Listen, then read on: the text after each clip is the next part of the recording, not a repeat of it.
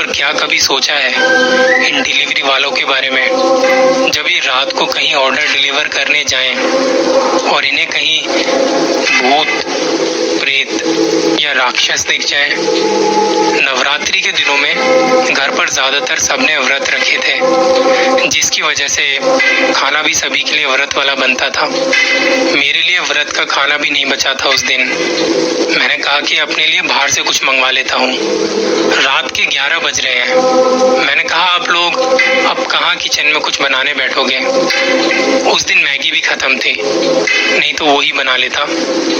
खैर, मैंने ऑनलाइन खाना देखना शुरू किया कि इस वक्त क्या मिल सकता है, कितनी जल्दी मिल सकता है। 4-5 लोकेशन जो थी घर के आसपास दिखा रहा था, वहां से मंगाने में जल्दी भी आ रहा था खाना। मैंने एक मिनी थाली ऐड टू कार्ट की, ऑनलाइन पेमेंट की और ऑर्डर कंफर्म्ड। करते करते 11:15 के आसपास टाइम हो गया था। 5 मिनट बाद फोन आता है। हेलो सर, आपका एड्रेस कहाँ पड़ेगा? मैंने अच्छे से घर का एड्रेस बताया और फोन में कोई मूवी देखने लगा। दिखा रहा था ऑर्डर कि आधे घंटे में पहुंच जाएगा। मैं अपने फोन में कोई हॉरर मूवी देख रहा था और भूख भी बड़ी लगी थी कि बस जल्दी से खाना आ जाए। मैं बार बार ऑर्डर को ट्रैक कर रहा था कि कब तक आएगा। तकरीबन 10-15 मिनट बाद ऑर्डर बनके तैयार हुआ और जो डिलीवरी करने आ रहा था उसका नाम था दीपक। ये बदला हुआ नाम है। ऑर्डर आना था हौस खास विलेज से। वहाँ रात में कई बार और रेस्टोरेंट हैं जो देर रात तक खुले रहते हैं। नौजवानों के बीच काफी फेमस जगह है ये। मैंने दीपक को कॉल किया कि भाई कब तक आएगा। उसने कहा सर बस 15 मिनट में लेके आ रहा हूँ, आप निश्चिंत रहिए। उसके फोन काटते ही मैं दोबारा मूवी देखने में लग गया। मैं मूवी देखने में कुछ इस कदर खोया कि टाइम का पता ही नहीं चला। दीपक ने कहा था कि 15 मिनट में आ जाएगा, लेकिन उसे आधा घंटा हो चुका था और मैंने ऑर्डर ट्रैक किया तो वो अभी भी 7 मिनट दिखा रहा था। 12 बज चुके थे। मैं बाहर बालकनी में खड़ा था और सब कुछ शांत हो चुका था तब तक। ना कोई नजर आ रहा था, ना कोई आवाज आ रही थी। मैंने दीपक को फोन किया। 2-4 बार कोशिश करने के बाद उसका नंबर लगा। बेल पूरी बजी पर फोन नहीं उठाया। दोबारा से कॉल किया पर फिर वही, कोई जवाब नहीं। 2 मिनट बाद दीपक का कॉल आता है। मैंने कहा भाई कहाँ हो, इतना तो टाइम नहीं लगना चाहिए था। उसने कहा सर बस पहुंच गया हूँ, बीच रास्ते में बाइक में कुछ दिक्कत हो गई थी और अभी आपके घर से थोड़ी दूरी पर खड़ा हूँ। मुझे एड्रेस में थोड़ी दिक्कत हो रही है। मैंने कहा भाई आप कहाँ पे खड़े हुए हो पहले ये बताओ। उसने बताया कि एक पानी की टंकी है, यहाँ बड़ी सी पानी की टंकी है और एक बड़ा सा पीपल का पेड़ भी है, उसी के नीचे खड़ा हूँ। मैंने कहा हाँ सही जगह हो। मैंने उसे बताया कि यहाँ से कैसे कैसे आ सकते हो। उसने कहा ठीक है, आप फोन मत काटना। मैंने कहा ठीक है। मुझे कुछ खटर पिटर की आवाज आ रही थी, पता नहीं क्या कर रहा था वो। मेरे पीछे से भाई आया। क्या हुआ, यहाँ क्यों खड़ा है? मैंने कहा तो भाई ऐसे कौन डराता है। उसे बताया वो मैंने खाना ऑर्डर किया है तो डिलीवरी वाले बंदे का फोन आया था, उसने कॉल किया था, उसी के साथ लाइन पर हूँ। मुझे इंतजार करते करते 5 मिनट हो चुके थे, जबकि मेरा घर वहां से 2 मिनट की दूरी पर भी नहीं था। कुत्तों के भौंकने की आवाज आ रही थी। मैं यहाँ से हेलो हेलो बोले जा रहा था पर उसकी तरफ से कोई रिस्पॉन्स नहीं आ रहा था। कुत्तों की आवाज लगातार आ रही थी। खाना ऑर्डर किए मुझे 1 घंटा होने को आया था। अब तो मेरी भूख भी मर चुकी थी। मुझे ना जाने क्यों उस वक्त थोड़ा अजीब लग रहा था, पता नहीं क्यों मन बैठा जा रहा था। इतने में भाई फिर से आया। क्या हुआ, तेरा ऑर्डर कहाँ है? मैंने कहा पता नहीं, अभी तो वो पानी की टंकी के पास खड़ा था। भाई कहता चल नीचे चलते हैं, गाड़ी भी पार्किंग से निकाल के घर के सामने लगा देता हूँ। मैंने कहा ठीक है चल। हम दोनों नीचे गए।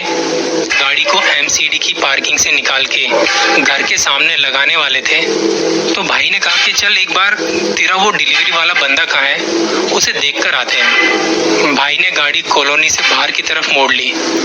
बाहर आते ही गाड़ी पानी की टंकी की तरफ मोड़ी और वहां डिलीवरी वाले बंदे की बाइक खड़ी दिखाई दी। मैंने अभी तक फोन नहीं काटा था। मैं हेलो हेलो बोले जा रहा था पर सामने से कोई रिप्लाई नहीं।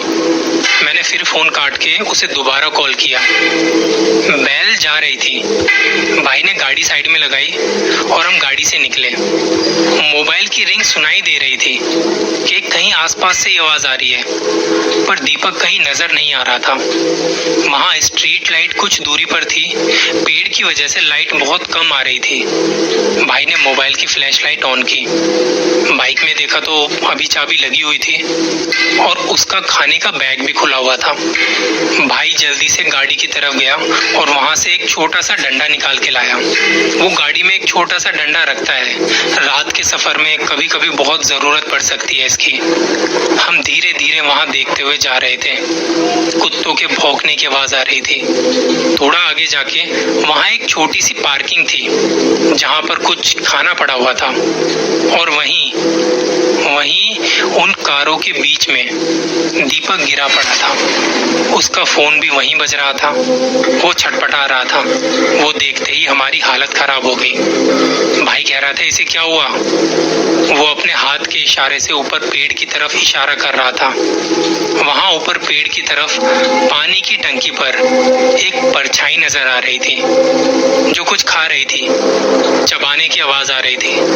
हमने जल्दी से दीपक को उठाया और उसे कंधे के सहारे से उसकी बाइक तक लेके आए। वो अभी भी कांप रहा था। इतने में वहां कॉलोनी के सिक्योरिटी गार्ड आ गए और उन्हें हमारे हाथ में डंडा देख यूं लगा कि हमने दीपक की ऐसी हालत की है। दीपक ने सिक्योरिटी गार्ड को बताया कि इन्होंने कुछ नहीं किया। मैं यहाँ पे भाई साहब का खाना लेके खड़ा था और घर का एड्रेस कंफर्म कर रहा था। तभी ऊपर पेड़ पर से कोई आदमी आया और मेरे खाने के बैग में से खाना निकाल के वापस ऊपर चढ़ने लगा। मैंने उसे पकड़ा और रोकना चाहा तो वो बिगड़ गया। उसने मुझे नीचे पटक के मेरे पैरों को खींचता हुआ वहां गाड़ियों के पीछे ले गया। मैं वहां छटपटा रहा था। वो मेरी छाती पर आके बैठ गया। तब मैंने उसका वो भयानक चेहरा देखा। उसके मुंह से लार टपक रही थी। मेरे सिर के पास उसने खाना खोला और मुझे चाटते हुए उसमें से मीठा खाने लगा और खाता खाता वापस ऊपर पानी की टंकी की तरफ चला गया। मैं सब देख रहा था। मेरी आवाज तक नहीं निकल पा रही थी, ना मैं हिल पा रहा था। वो जब वापस से पानी की टंकी पर चढ़ रहा था तो मुझ पे थूकने लगा और हंसते हंसते चला गया। इतने में आप लोग आ गए। तब मैंने आपको हाथ के इशारे से उसके बारे में बताया। सिक्योरिटी गार्ड उसे अपने बूथ तक लेके गए जहां वो रहते थे। उसको पानी पिलाया और उसके घर फोन किया। उसकी बाइक को यहीं सिक्योरिटी बूथ के पास लगा के हम उसे पास ही के एक अस्पताल लेके गए जहां डॉक्टर ने उसे देखा और कुछ दवाइयां दी। मैंने उससे पूछा कि कहाँ रहते हो भाई, तो उसने कहा कि यहीं मालवीय नगर में। हमने कहा छोड़ के आ जाएं, बाइक तुम्हारी वहां सेफ है, कल दोपहर में आके ले जाना, अभी तुम्हें रेस्ट की जरूरत है। रात के 12:30 या 12:45 बजे हम उसे वहां छोड़ने गए। मैंने पूछा भाई आप लोग रात में डिलीवरी करते हो तो ऐसे कभी पहले कुछ हुआ है या किसी और के साथ आपने सुना हो कुछ ऐसा? तो उसने बताया कि कुछ जगह होती हैं जहां हम रात को नहीं जाते। मैं भूल गया था कि मेरे बैग में खाने के सामान के साथ मीठा भी है, तो कहीं पेड़ के नीचे नहीं रुकना चाहिए था। मैंने सुना था कि रात में कहीं मीठा खा के या मीठा लेके नहीं जाना चाहिए, पर पता नहीं कैसे उस वक्त मैं भूल गया था कि मेरे बैग में मीठा है। उस वक्त मुझे लगा कि शायद आज मैं बच नहीं पाऊंगा। जब वो मुझे चाट रहा था, जब वो मेरी छाती पर बैठा था, उसकी वो हंसी, उसका वो चेहरा और मेरी छाती पर यूं बैठ जाना उसका, बहुत भयानक था वो। उसका गुर्राना अभी भी मेरे कानों में गूंज रहा है। उसकी आवाज अभी भी मैं सुन पा रहा हूँ। हमारी ताकत उस भेड़िए के सामने कुछ भी नहीं। उस हादसे के बाद से मैं सभी को कहता हूँ रात को मीठा खा के बाहर मत जाना। ये गलती आपको बहुत भारी पड़ सकती है, इतनी कि आप आप सोच भी नहीं सकते, उसका अंदाजा भी नहीं लगा सकते।